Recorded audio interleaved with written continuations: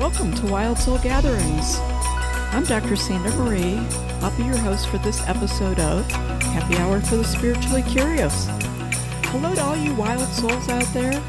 I want to send a special thanks to each of you for taking time out of your day to listen to our guests as we discuss the many aspects of spirituality. To stay updated on our latest episodes, please follow us, share with friends who may be interested, and if you feel so moved, a kind rating and review is always appreciated. The tradition of happy hour, cheers to some new insights, peace, revitalization, and perhaps an aha moment that may change your life. Welcome to Wild Soul Gatherings. I'm Dr. Sandra Marie, and I'm going to be your host for this episode of Happy Hour for the Spiritually Curious. I am really excited. Today we have Mark Robinson, and I would like to welcome you back, Mark. Great to be here. Thanks for the invite. One of the things that I would like to talk about today is there has been so much going on in the world and people's individual lives. How do you leverage your spirituality to deal with all that's going on? Watching the internet and the news in the United States can be overwhelming. A lot of people have a lot of emotion about what's going on politically on every side of it. There's lots of changes that are occurring. We have the Ukraine war with Russia. And I know most recently a personal issue in that you were part of Hurricane Ian and had to prepare. That was a pretty big event, at least in the U.S., definitely in Florida. So when you think about all of the things that are happening in the world, we all talk to people every day.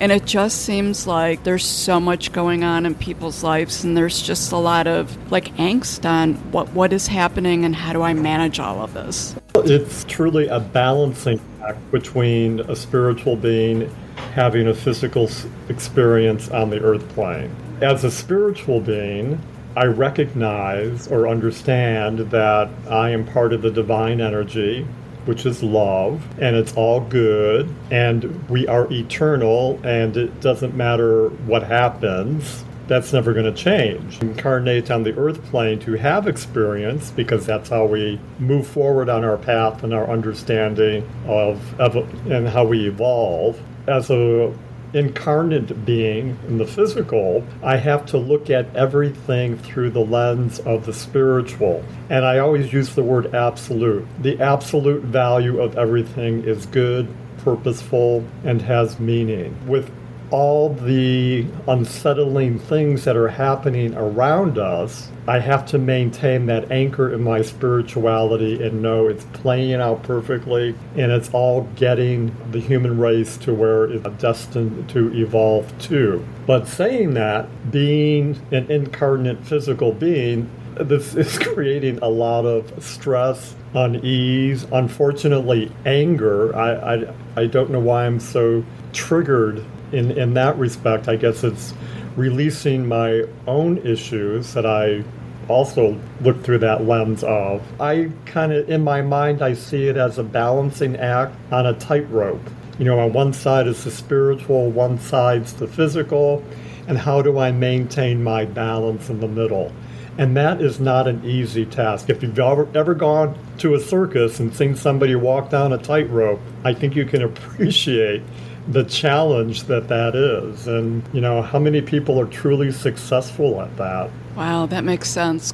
So in respect to the hurricane, I experienced something that I never had the opportunity to address before because, I've lived a pretty charmed life thus far. I mean, no major catastrophe has ever touched me. And here I was for the first time in the cone of certainty that this hurricane was going to be a direct hit.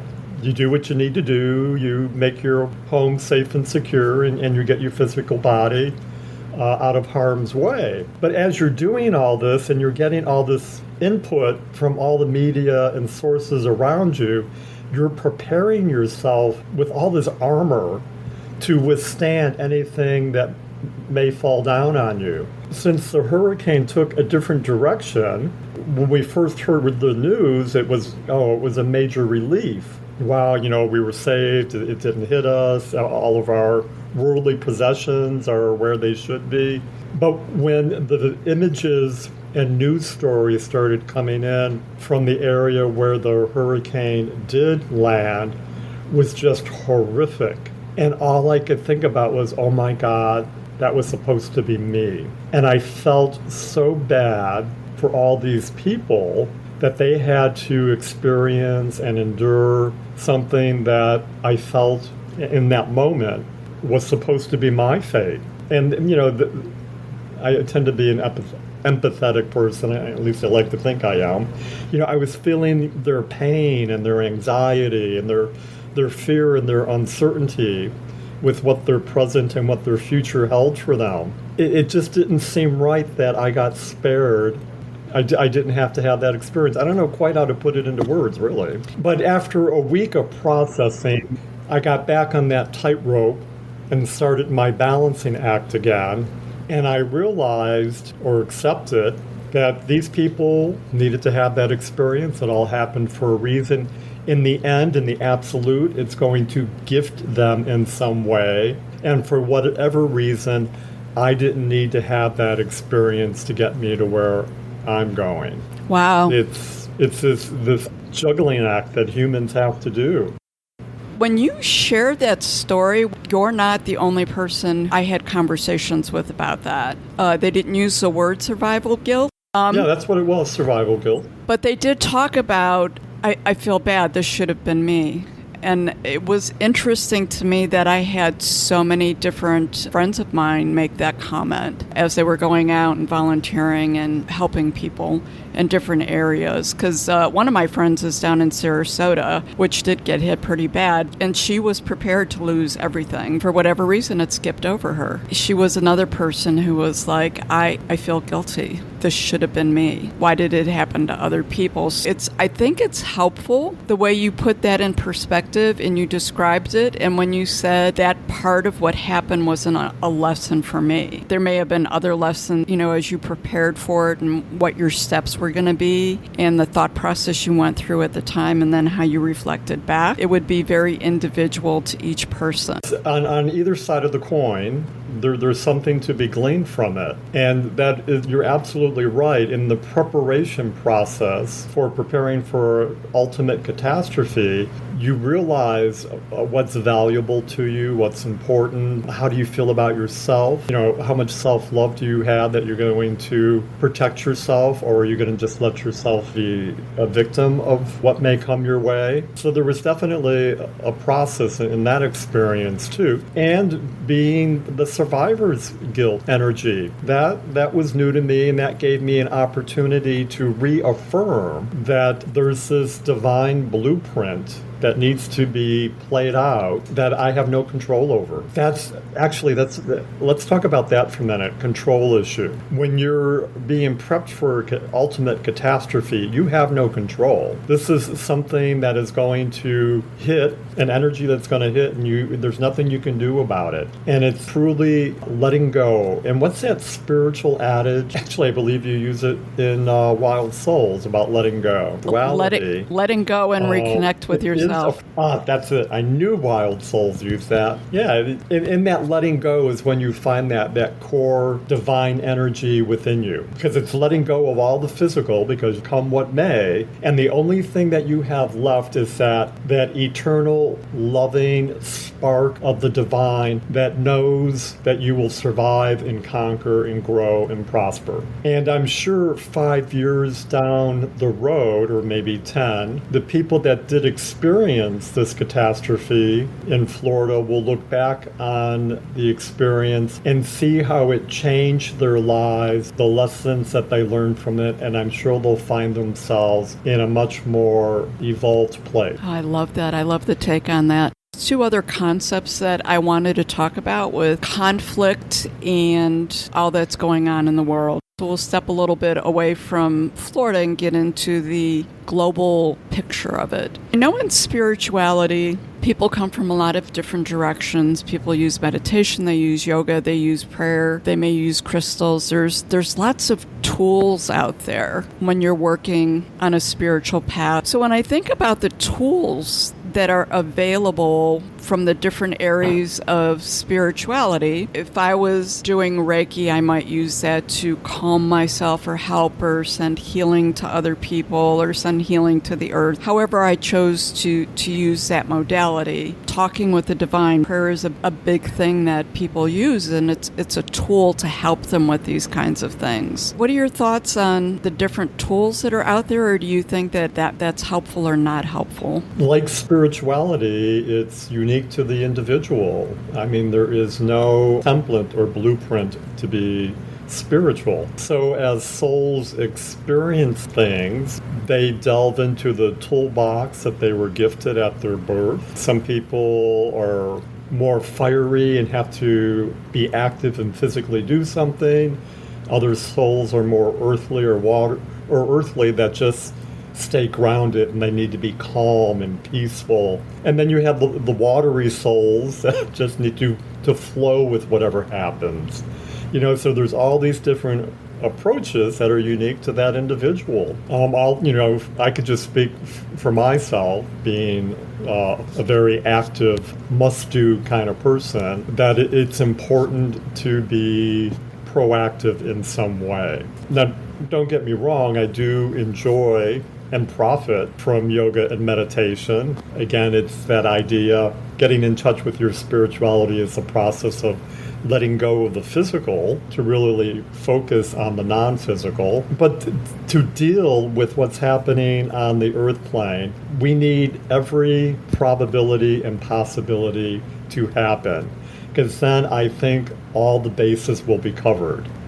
I don't think there's one way. I think the only way is when you throw every way together, you have the result that hopefully will be the golden age on Earth for the next 20,000 years. Yes, I personally believe that we're in a huge spiritual shift, and a lot of the uncomfortableness that's going on in so many different areas is part of us shifting out of that industrial age, greed, power, third dimensional. We're shifting up, and we're really seeing more and more of a different way of doing things that is more focused, I think, in love and peace and healing and taking care of the earth and all those kinds of things. That being said, what I would share with you... The other thing... Oh, go ahead.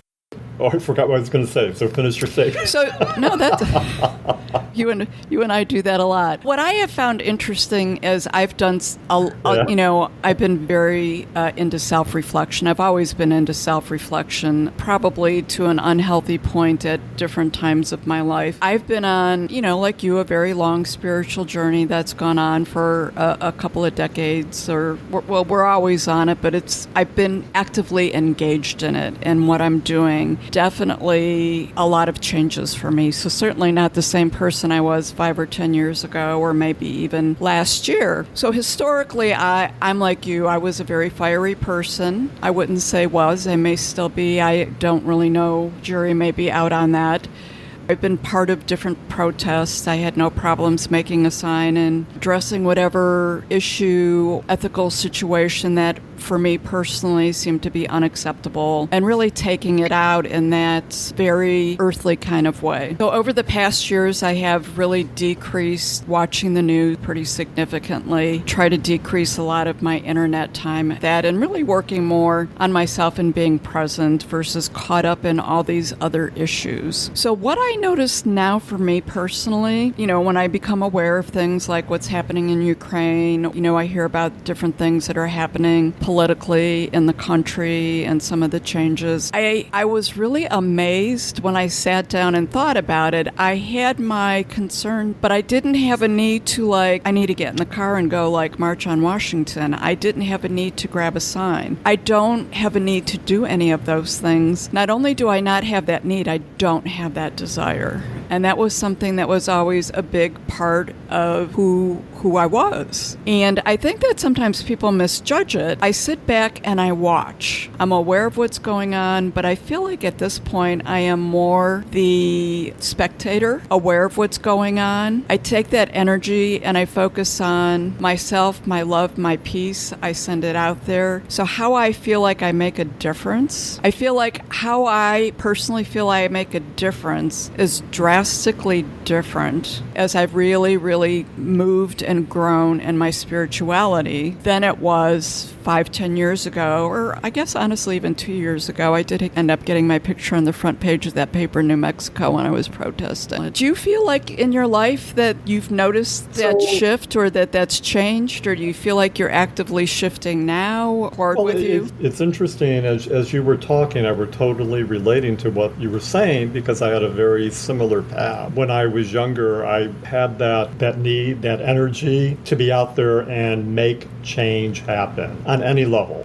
be it going to a demonstration, picketing something, boycotting. But I have also found myself in a place of stepping back and letting be. And it's definitely rooted in my spirituality when I've come to understand that everything needs to happen as it's happening. It's all playing out perfectly, and it's all getting us to where we need to go. So I don't feel that the ultimate outcome is contingent on anything that I'm doing proactively. But on that flip side of that coin, I feel very proactive in being a light bearer, a bearer of light on the planet Earth. It's being proven through quantum physics that everything is energy and vibration, and one thing affects the other thing, and there's this domino effect, and then you have the coalescence of all waves that create a super wave. And I feel I've come to recognize that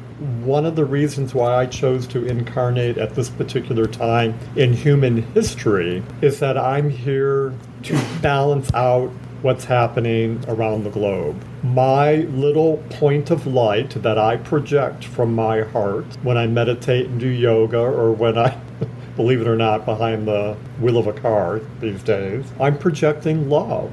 Love and light. I've evolved into an energetic healer, and I feel that my energy projecting out in a positive way can heal people around me and can heal circumstances around me. Now, just imagine when enough souls wake up to their purpose of being a light bearer on this planet, the power that they're going to have, the transformative power to create a new paradigm here on Earth. And I'm going to quote an old scientific study. Wish I was scientific and I could be exact about it. Somewhere in the world there are scientists that measure the level of energy on the planet. And when 9/11 happened and the Twin Towers came down, there was a 3 to 7 day period where cohesive, coherent energy went off the charts on the planet, because so many people around the world were focused in on that one event and giving it love and light. Wow, I just had chills when you said that. So when you're on the farm relaxing and isolating yourself for the rest of the world, know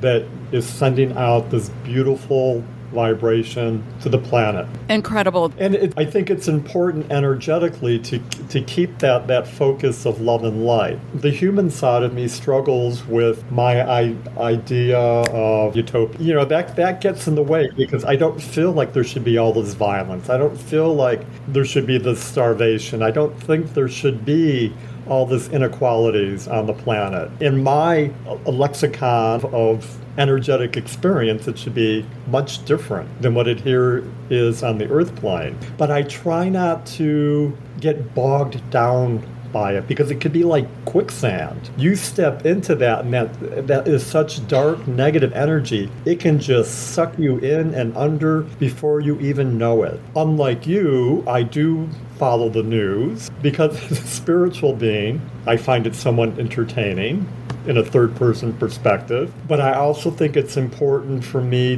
to understand where we're at in the transformation, so I could focus my energies in specific places and areas to be of assistance of some kind, energetically. And, you also talked about your evolution, and it struck me, things have really accelerated. Oh, I agree. When we look at the decades we've lived through thus far, except for the 60s when this first transformative energy hit the planet and everything seemed to be in upheaval in one way or the other. But there were just big issues. Like the 60s was about peace with the Vietnam War. The 70s was about personal expression. The 80s was about financial gain. It seems like our issues are coming faster and flowing through us faster than a 10-year window. Just think about the past 5 years, from 2000, or from the teens to 2000, and then what happened around the world in 2021, and then COVID hit, and that brought the world to its knees in a different way and brought people together, and that had a whole different set of issues that needed to be addressed. And now we have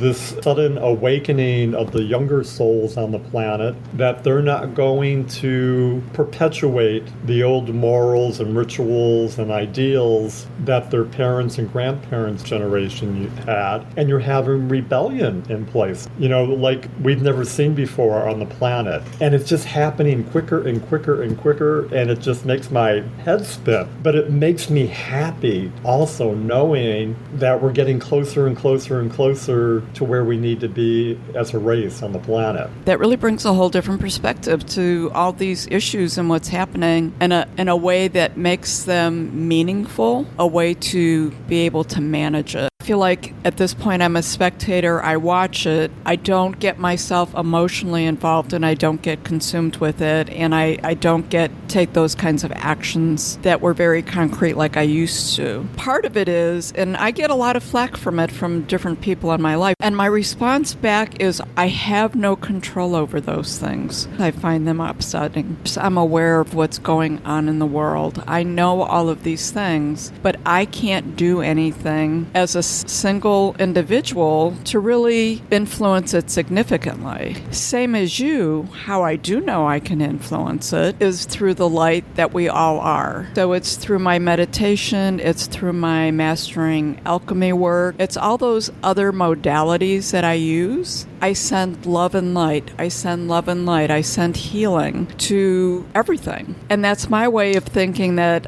I make a difference. That's how I feel like I make a difference. And I absolutely 100% agree with you. It is a lot of people who are jumping and getting on that train. It is going to create a huge shift in the world where the darkness, which to me is war, greed, repression, all of those things, they're going to be lifted. It's not going to just happen in a 24-hour period. It's a process, just like everything else. And somehow I think at times people, and perhaps even myself, can think that this is just magically going to happen. One day it's there and one day it's not. It's become very clear to me that it's a process, and I have a lot of influence and power to make a difference. It just looks very different than how it used to look in the way I led my life.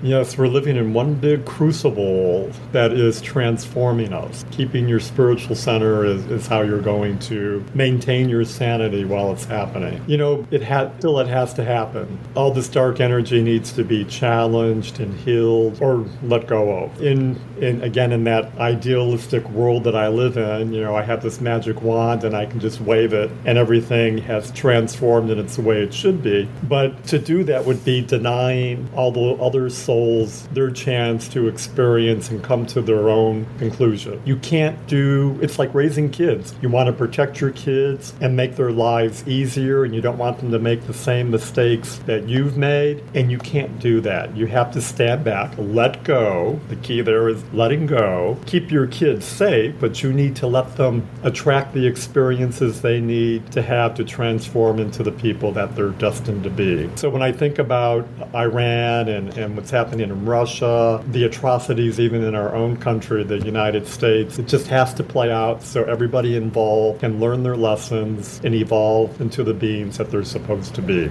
So one other thing that I do want to touch base on, and I think that this is pivotal, especially when I, again, think of how I have taken a very crooked path back and forth to get to where I'm at now. And I'm sure that every once in a while I'll still get off the path that I need to be on. But as you said, I can 100% say there is nothing in my life I wouldn't do again, because either in the moment, but most often retrospectively, I found very significant value in it. One of the things I want to talk about is being of service, so giving of yourself. One of the things that I missed in my early years was service to self. I have a saying that I heard Jim Self say, because it was a big piece missing. And as I become more and more an observer of the world and an observer of people and their lives, I think that there are people who are so dedicated to service of others, with parents parenting, in their jobs, in their volunteer work, really with the intention of wanting to make this shift and this difference, but they neglect themselves.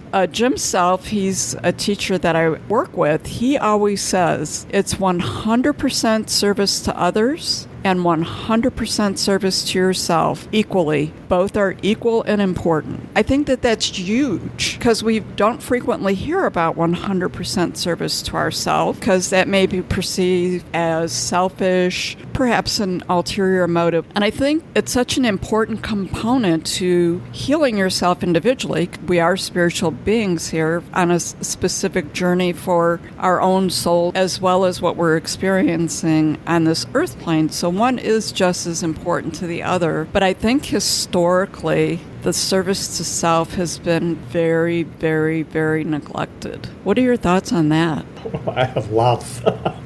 Hope you have a lot of time. I do. It's interesting that in our culture, and whatever our culture is rooted in, I don't want to start pointing fingers, to be self-deprecating and of service to others is always held in high esteem and encouraged. But to serving yourself and creating your personal happiness has always been demonized, that you're being selfish and self-centered and narcissistic. And I think that's unfortunate. I think in order to be a healthy, well-rounded human, you need to take care of yourself first. Now, Sandra, I happen to know that you were a lifeguard in your younger days.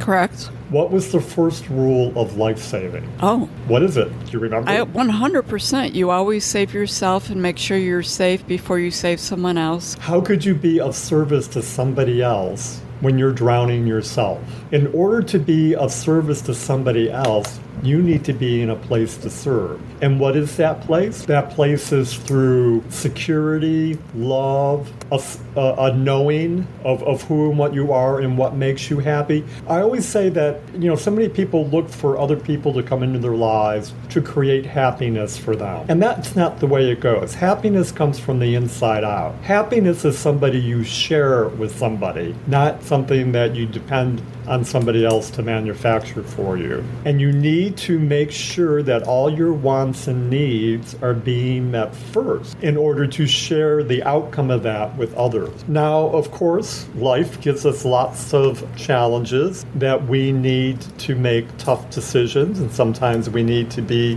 in a place where we have to sacrifice a part of ourselves to help somebody else. Let's use the example of an elderly parent, an adult child and their elderly parent. Well, most people are too busy to sit home and be a nursemaid to somebody that they love in need. They have to make a decision. And that decision, if it comes from the heart, will be beneficial to both parties involved. When you're challenged by something, like having to take care of an elderly parent, it's really going to impinge on your daily life in many ways. So you have to make a decision of sacrificing a part of what makes you happy and offering that to somebody that's going to facilitate their happiness. I find if I can make a decision like that through my heart, I'm 100% okay with it. If I choose to do something that isn't necessarily in my best interest, but it's going to profit somebody else, if I'm doing that for a place of love, it's a win-win on both sides, just like you said earlier, because I get love back for that decision. If you can't do something in a loving way, or you're doing it begrudgingly, you're not helping anybody. You're not happy, and the other person knows that you're not happy. That's a lose-lose situation. I think it's really important to take care of yourself first, no matter what people or the world may pass judgment on you for doing so. Because really,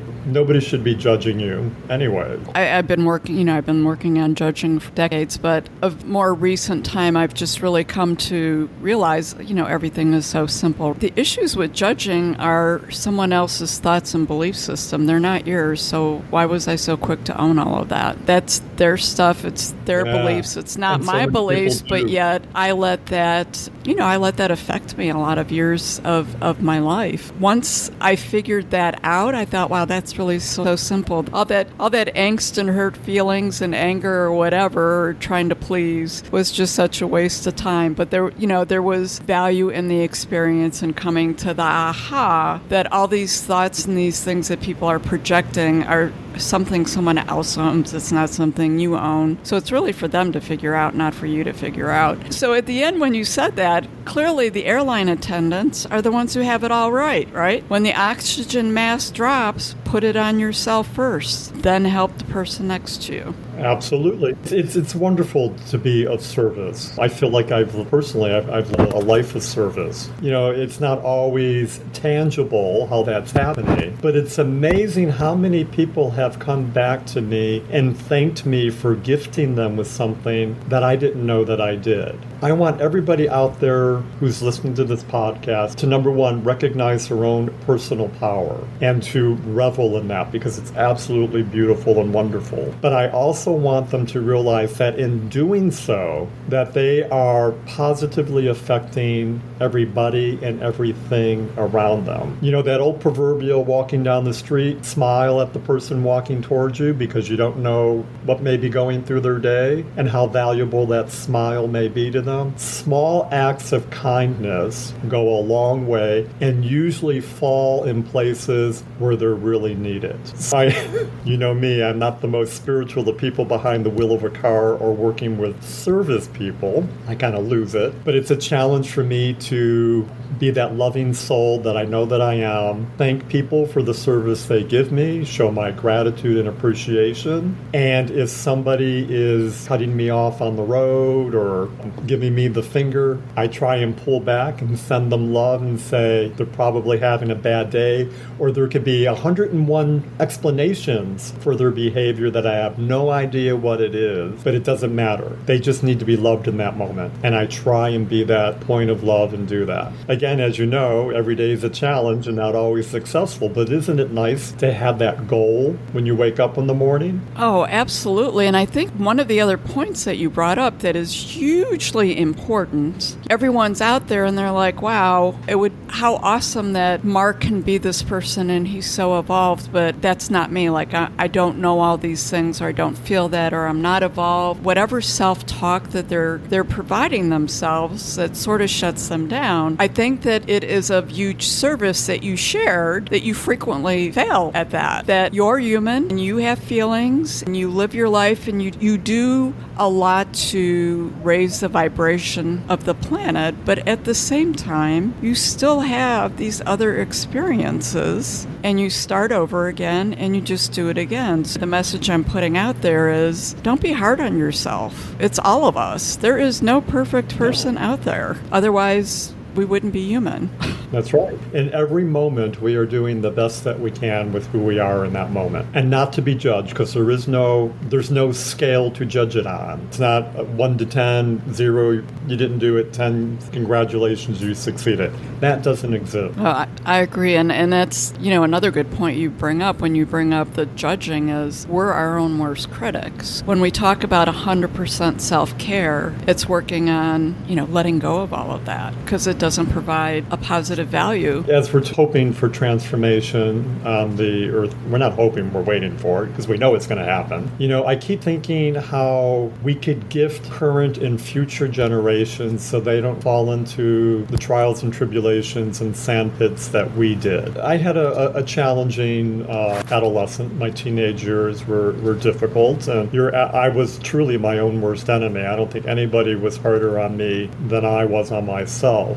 In my mid-20s, I had the experience of working with a psychologist, and it was the first person that sat across from me in a room and looked at me and said, "You're okay. You're lovable." And I never got that message growing up. And I just wonder who I could have been or how fast I would have evolved if I would have had that input at age 3, 4, or 6 or 7.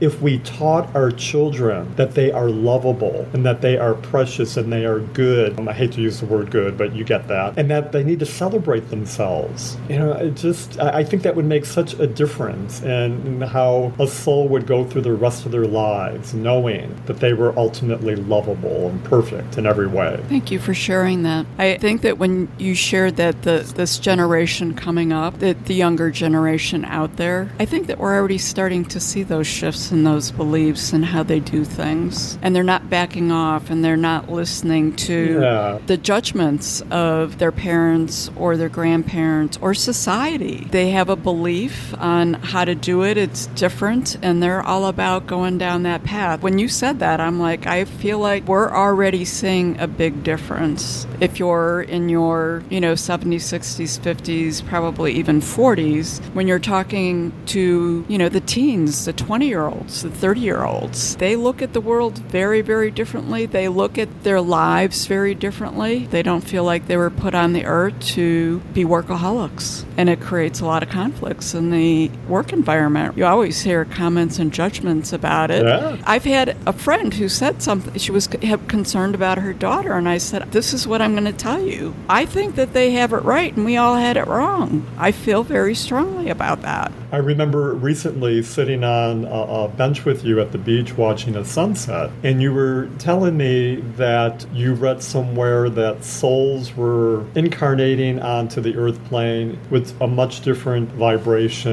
and information than, let's say, our generation had when they were born. And you were saying that they even physically looked different, that the children being born today seem to have much larger eyes, and they always seem to have a good disposition with a big smile on their face. I'm hoping it's beyond hope. I think you were spot on when you made that observation. I think now that the human race is evolving, I think our DNA is evolving, and I think more of our brain power is being utilized by younger people and the new souls that are being born today, that they're going to have a much different set of tools in their toolbox that are really going to accelerate the evolution on the earth plane. I do believe that they're not going to buy into all the brainwashing and rhetoric that society tries to mold children into. That they're going to have this absolute innate knowing of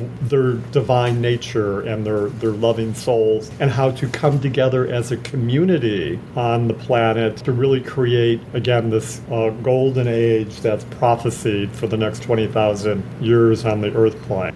As we're going to wind this up a little bit, I love everything that you have shared. I find it very meaningful, and I think that it'll give people, regardless where they're at on their journey, or if they're just sort of curious about even what all of this means, pause to reflect in thought. And what a shift from what we started with, right? So we started with the intense... Oh, I know. I was thinking that too. Doom and gloom of the world. From survivors. Yeah, from survivor's guilt and all of this. And now we're on to the golden age has arrived, and we get to be part of the transition. Yeah, it's really a bumpy ride, and it's super uncomfortable. How would you tie that together, right? There's a lot of people with a lot of angst out there going through a lot of things. We know that there's going to be a good outcome, but that's not where they're at now. What would you share with them? be in the flow, be in the moment. That's where your power is, and just let one moment flow into the next, and know that at the end of the ride, you're going to be on some beautiful sunny beach enjoying paradise. Don't take things too seriously. One of the gifts of aging and knowing that you'll probably pass out of your body sooner than later is suddenly you have this wisdom that everything that you worked so hard for or struggled with doesn't matter. In the end, nothing matters except love and loving. So yes, it's a wonderful ride. It can be really entertaining, but don't get stuck in any one place because there's lots of places to visit. So just stay in the flow and be happy. Well, that is a great way to end the show, and I really want to thank you for returning. You have been a great friend of Happy Hour for the Spiritually Curious. For all our listeners out there, you can contact us at wildsoulsgathering.com. Let us know what you're thinking and what you would like to hear. And remember, embrace your wild soul, regardless what's going on in your life. Thank you, Mark. And thank you, Sandra. It's a wonderful thing you're doing. We all appreciate it. Until next time. Live in love. I'd like to thank our guests for joining us for this episode of Wild Souls Gatherings Happy Hour for the Spiritually Curious. To find out more about our guests, how to contact them, or detail on this episode, please see our show notes. You can also visit us at our website, wildsoulsgathering.com. We would love to hear from our visitors what you thought of this show, what you would like to see and hear in the future, questions you may have.